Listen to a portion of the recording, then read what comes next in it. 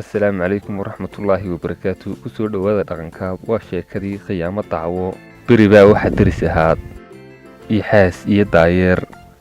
Yaxaasku waxa uu ku noolaa webiga, daayeerkuna waxa uu ku noolaa kaymaha waaweyn ee u dhow webiga. Daayeerku waxa ahaa mid maalin kasta ka xaraabaystay yaxaaska.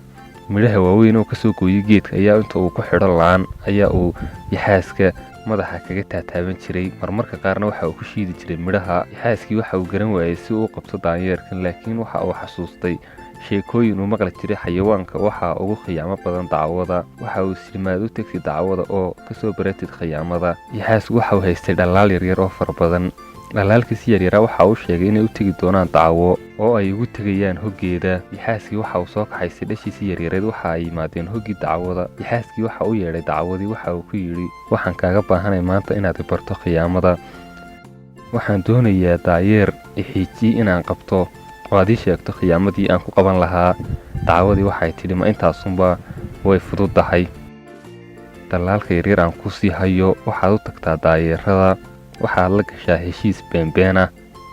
Waxaad ku tidhaahdaa geedka kasoo dega weynu heshiinaynaye. Marka ay ku yimaadaan ay kasoo degaan geedka, waxaad qabataa midhka ugu weyn, kaas ayaa u taliya oo kugu soo dira kuwa kalena kaa qabo oo cun. Yaxaaskii waxa uu yidhi, waa fikrad fiican. Dhashiisii yaryareed waxa uu ku yidhi, la sii jooga dacwada, waxaan soo dilayaa daayeerkiina xiijiyey. Sidii ayaa uu ku soo baxay. Yaxaaskii waxa uu yimid daayeeradii waxa uu ku yidhi, geed kasoo dega weynu heshiinaynaa. Daayeeradii waxay ku yidhaahdeen, maya kulama heshiinayno. Dacwada oo lagu yaqaanay khiyaamo iyo siyaasad iyo wax isdabamarin, waxa ay khudbad dheer oo khiyaamaa u gashay dhashii yaryareyd ee yaxaaska. Waxa ay ku tidhi, yaxaaska weyni waxa uu doonayaa inuu idinku celiyo webigii. Webiga waxa ka fiican beriga, halkan aan ku noolahay igula noolaada.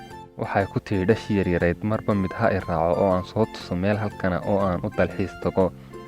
Sidii ayay dacwadii marba ku kaxaysay midh. Midhkii ay kaxaysaba waxay geysaa meel cidlaa oo waa ay soo cuntaa. Waxay ka soo reebtay dhashii midh qura, intii kale oo ay cuntay. Waxa soo noqday yaxaaskii oo xanaaqsan oo khiyaamadii ay dacwadu u sheegtay kusoo guuldaraystay. Waxa uu is dhashaadii iska soo kaxayso.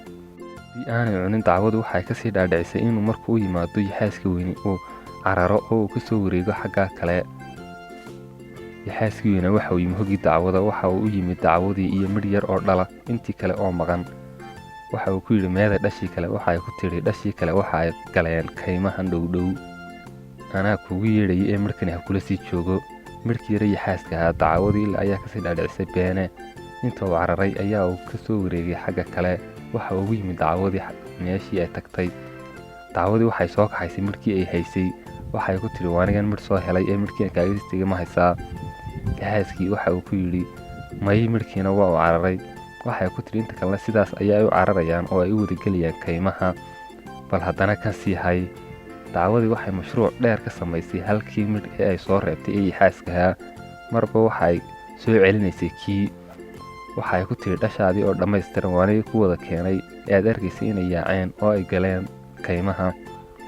Ay muddo dheer dacwadii la gashay yaxaaskii sheeko dheer oo ah ila meerayso.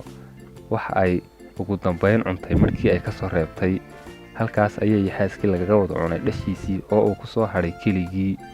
Dacwadii waa ay iska carartay waxaana iska gashay kaymaha. Hase ahaatee hoggeedii waxa joogay yaxaas oo kuma noqon karto. Dacwadii waxay istidhi, webiga uga tallow dhanka kale isagoo aan ku arkaynin yaxaasku.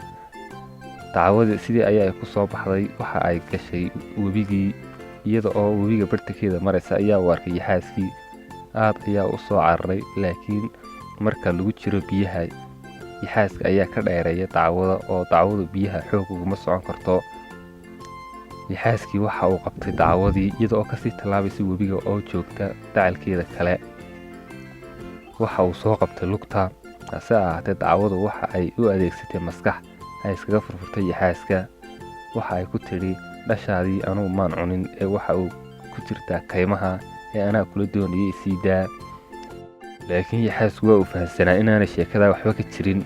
Waxa uu ku yidhi, maya, way kuu dhammaatay maanta, sidaas ayaan kugu cunayaa maadaama aad cuntay dhashaydii. Dacwadu waxay ku tidhi, sidaad ii cunayso bal waxaad ku tijaabisaa qorigan inoo dhow. Yaxaaskii inta uu qabtay qorigii u dhowaa ayaa uu ku yidhi, sidaas ayaan kuu kala jarayaa. Dacwadii inta ay ka baxsatay ayaa ay iska carartay.